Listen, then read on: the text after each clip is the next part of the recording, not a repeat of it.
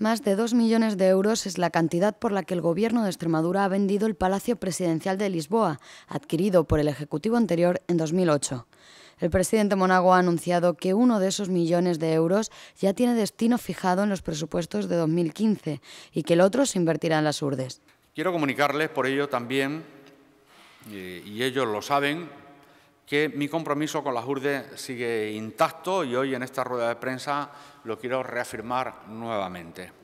Les informo que queremos destinar 1 millón de euros de la venta de la Embajada de Extremadura en Lisboa íntegramente a impulsar en 2015 el desarrollo económico de la comarca de las Urdes.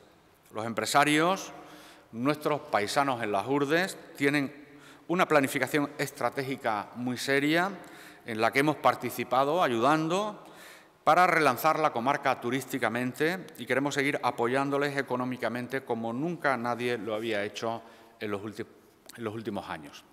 Las acciones que vamos a desarrollar las iremos concretando y comunicando en los próximos meses. El presidente Monago ha recordado que cuando tomó posesión en 2011 decidió vender esta instalación de casi 2.000 metros cuadrados.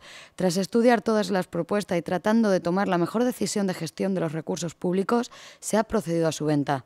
Tal y como ha señalado Monago, este mismo proceso se seguirá con el Palacio Presidencial de Mérida porque ambos son patrimonio de los extremeños. El presidente Monago se ha reunido esta mañana con el alcalde de Mérida para escuchar su propuesta y mañana lo hará con varias de las instituciones que ya se han interesado por la casa.